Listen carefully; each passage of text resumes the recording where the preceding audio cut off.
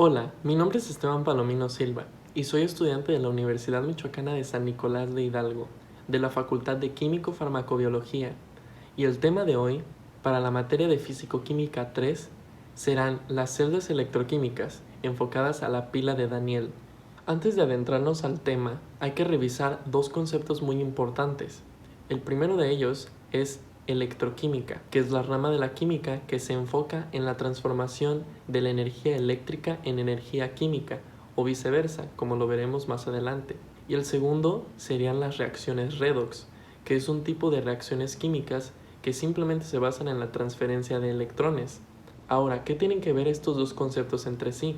En que la energía química de las reacciones redox puede transformarse mediante los métodos conocidos en electroquímica a energía eléctrica. Ahora, específicamente en las reacciones redox, tomemos un ejemplo que será esta reacción, la que involucra a dos elementos, uno A y uno B, en el que del lado de los reactivos tenemos a A en estado neutro, es decir, en cero, y tenemos a B como positivo o un catión, que al momento de reaccionar nos producirá que ahora A sea el que tenga esa carga positiva y B se vuelva neutro. Tomemos un ejemplo para entenderlo mejor. Tenemos la reacción de zinc y de cobre más 2, el cual se encuentra en disolución, que al momento de reaccionar invertirán sus números de oxidación.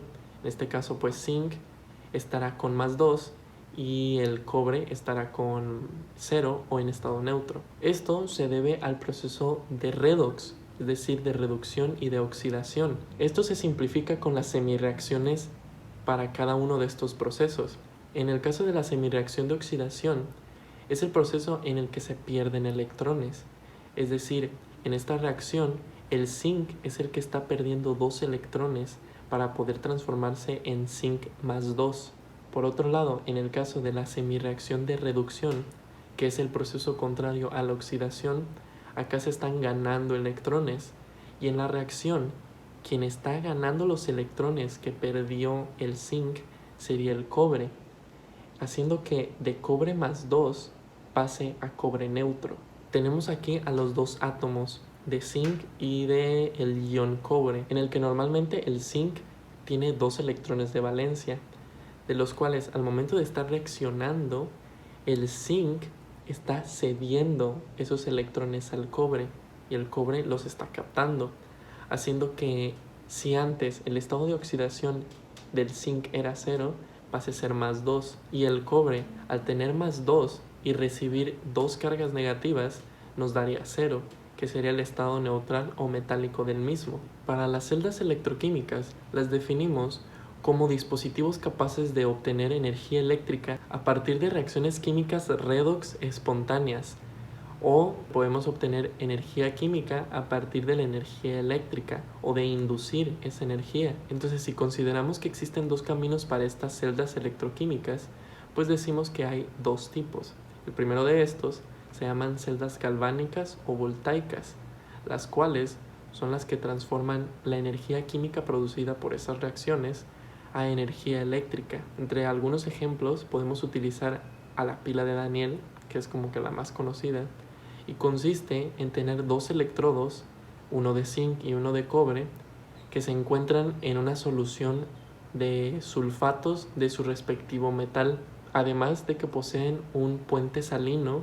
En este caso está compuesto por cloruro de potasio. En el siguiente ejemplo tenemos a la pila de Leclanché, que es mejor conocida como la pila seca, y sus electrodos son de zinc y de carbono, que se encuentran en una solución de cloruro de amonio, y además se encuentran recubiertos, que sería esta parte, por una pasta compuesta de dióxido de magnesio, que sería el despolarizador de todo. El siguiente ejemplo sería la pila de plomo, que sus electrodos son de plomo y de dióxido de plomo, que se encuentran en una solución de ácido sulfúrico. Estas son normalmente las que encontramos en los coches. Por último ejemplo, tenemos a la pila de níquel-cadmio, o más conocida como la pila recargable, la cual tiene electrodos de cadmio y de hidróxido de níquel que se encuentran en una lámina de hidróxido de potasio. Si tomamos el segundo camino, serían las celdas electrolíticas, que son aquellas que transforman a partir de la energía eléctrica a energía química o que se induce una reacción. Para el primer ejemplo tenemos al electrodepósito, y este es un proceso en el que se deposita un metal sobre la pieza de otro. Esto a partir de la electrólisis del mismo. El siguiente ejemplo es la electrometalurgia del aluminio, en el que se somete a la alúmina que se encuentra disuelta con otro mineral conocido como criolita a una electrólisis con electrodos de grafito, haciendo que al final de cuentas el aluminio se precipite al fondo del tanque. El siguiente ejemplo es la celda de Downs, en el que se basa en la producción u obtención del sodio, ya que este normalmente no se encuentra libre. Esto se hace mediante la electrólisis del cloruro de sodio con los electrodos de grafito y de cobre, obteniéndose por un lado iones de sodio que después pueden ser tratados y aniones de cloruro. Y por último tenemos el refinado del cobre, un proceso que se somete a la electrólisis de una pieza impura de este junto a otra pura del mismo, en el que todas las impurezas se irán precipitando al fondo de este, quedando simplemente el cobre. Ahora hablemos de las diferencias que existen entre la celda galvánica y la celda electrolítica. La primera de estas se basa en la espontaneidad de la reacción. En el caso de la celda galvánica, la reacción es totalmente espontánea, ya que no necesita de algo más para producirse. Pero en la celda electrolítica no. En la celda galvánica, en cuanto a la generación de energía eléctrica, sí lo hace, pero en la electrolítica se necesita suministrar para que se produzca la reacción, es decir, no genera energía eléctrica. Para la celda galvánica se necesita también un puente salino para un correcto funcionamiento. En el caso de la celda electrolítica, nada más con suministrar la energía eléctrica es suficiente. La reacción en la celda galvánica produce una liberación de electrones que causa a su vez cierto voltaje. En el caso de la celda electrolítica, lo único que va a producir la suministración de esa energía eléctrica es una reacción de descomposición. En la celda galvánica se produce una corrosión, mientras que en la electrolítica será una electrólisis. Los electrones que se liberen en la celda galvánica viajarán a través del trozo del metal que está conectando a ambos electrodos. Y en el caso de la celda electrolítica, pues los electrones viajarán por medio de los electrolitos que se encuentran en la solución. Y por último, una de las diferencias creo que más notorias serían las cargas que tienen cada uno de los electrodos. En el caso de la celda galvánica, consideremos a la semicelda positiva como el cátodo y a la negativa será el ánodo. En la electrolítica pasa al contrario, el electrodo positivo será el ánodo y el negativo será el cátodo. Después de haber explicado todo esto, enfoquémonos principalmente en las celdas galvánicas. En cuanto a sus partes, tenemos aquí un diagrama del modelo que usualmente se utiliza en los laboratorios. Para esto, en el lado izquierdo, nosotros tendremos a lo que se llama semicelda anódica, que vendrá compuesta por el electrodo anódico y una solución anódica. Y en el lado derecho tendremos lo contrario, que será una semicelda catódica compuesta por un electrodo catódico y una solución catódica. Y en el medio se tiene al puente salino, que es un tubo en forma de U colocado de manera invertida, el cual está tapado por una membrana porosa, normalmente algodón, y contiene una solución con una sal. Además, se tiene un conductor metálico, que será la manera de conexión entre los electrodos de cada semicelda, y será el camino que seguirán los electrones a través de estos. Por último, que puede ser algo variable, tendremos el voltímetro o algún dispositivo con el que se busque probar esta energía eléctrica producida. Para explicar el funcionamiento de una celda galvánica, partamos de 3 condiciones. La primera de ellas es que el proceso viene de una reacción inicial, en la cual tenemos a una especie A en estado sólido y a una BC en disolución, que al reaccionar estarán produciendo una especie AC y una B en estado sólido. Si nos damos cuenta, es una sustitución simple, en la que A sustituyó el lugar que tenía B en el compuesto para ahora estar en estado sólido o metálico. La segunda de estas condiciones es que esta reacción en sí es una reacción redox. Ahora, reexpresándola, quedaría como A más un catión de B que nos produce ahora un catión de A más B en estado neutro.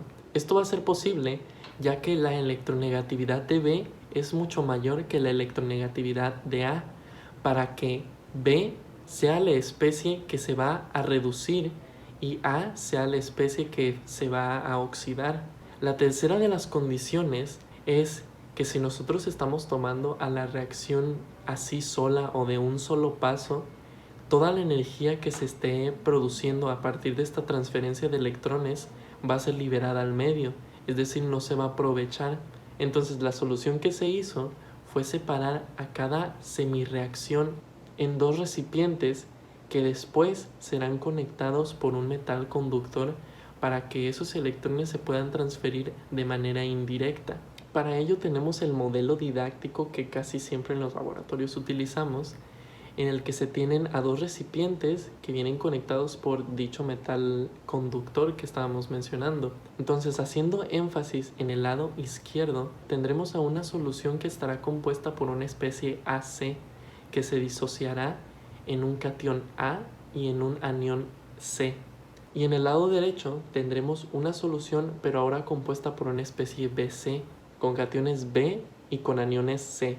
Esto no solamente está compuesto por la solución, sino que en ambas soluciones están sumergidas unas barras de los respectivos cationes en estado neutro, es decir, en el metal.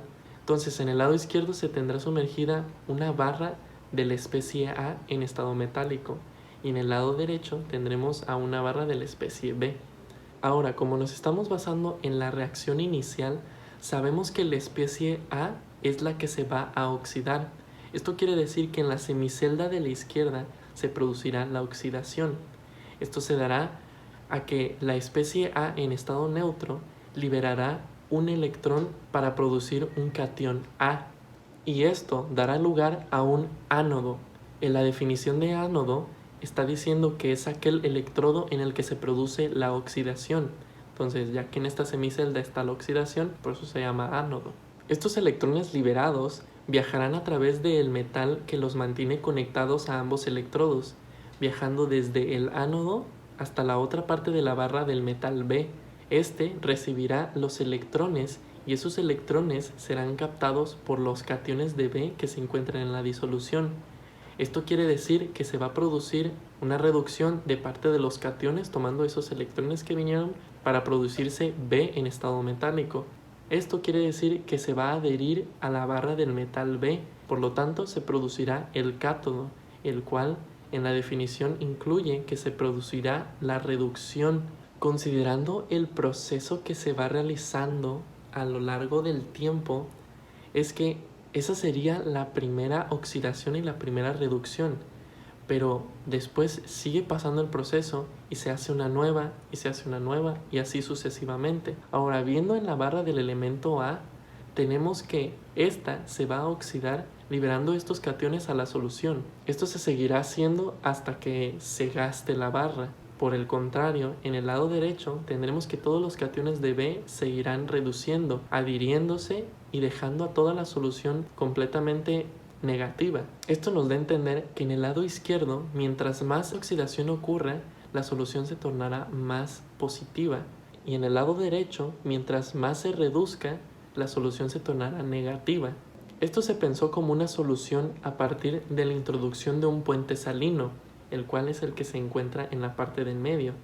Este contendrá una solución de un compuesto de E, el cual se disociará en un catión D y un anión E, que trabajarán como un despolarizador o un equilibrador de cargas.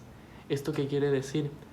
Que los aniones de E pasarán al lado izquierdo, que es donde se está acumulando más carga positiva, y los cationes de D pasarán al lado derecho, donde se acumula más carga negativa, para así tener el balance de cargas y pueda seguir sucediendo la reacción redox. Ahora, visto el mecanismo de todo esto, analicemos en términos de electricidad lo que se produce en cada semicelda.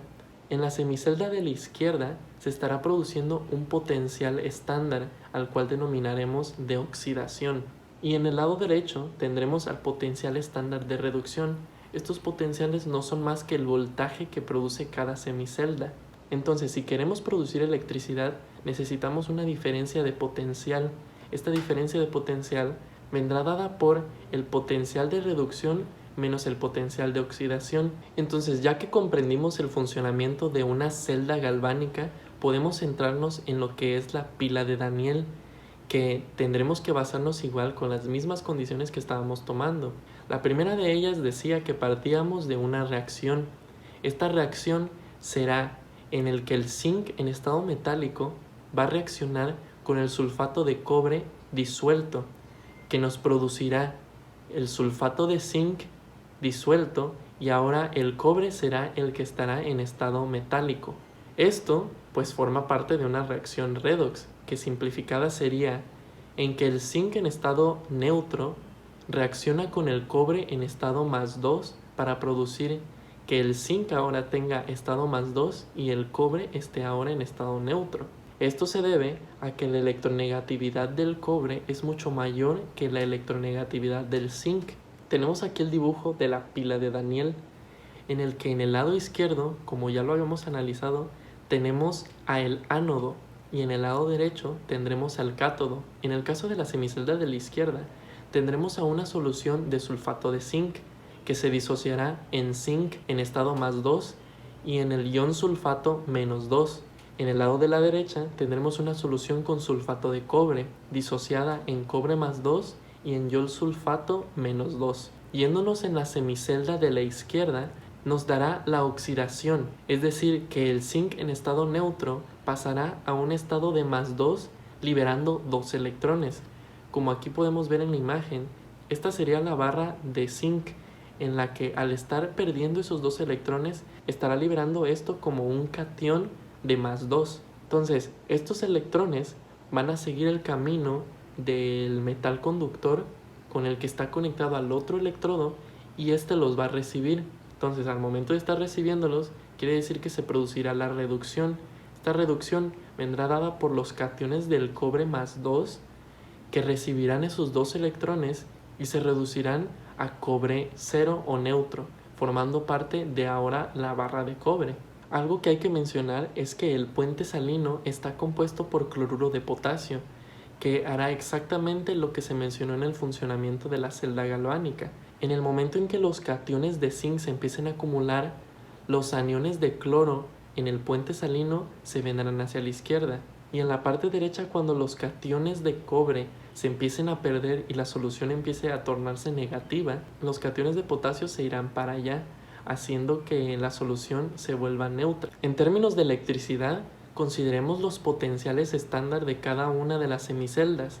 En el caso de la oxidación, sabemos que el potencial estándar es de -0.76 volts. Y en el caso de la semicelda de la derecha, el potencial estándar de reducción será 0.34 volts. Y como lo habíamos dicho, necesitamos una diferencia de este potencial para producir la electricidad. Y al momento de restarlo, nos quedará una diferencia de potencial de 1.10 volts, que si conectamos el voltímetro es lo que nos debería de estar leyendo. Pero en este caso, el modelo está conectado a una bombilla, que es lo mínimo que se necesita para poder encenderse. Ahora, hay ocasiones en las que este modelo no se puede realizar experimentalmente, sino que tendremos que hacerlo analíticamente. Para ello, se tomó la convención de hacer algún tipo de expresión para poder denotar a esta celda. A esto se le conoce como un esquema o diagrama de celda, y esto viene indicado en lo siguiente.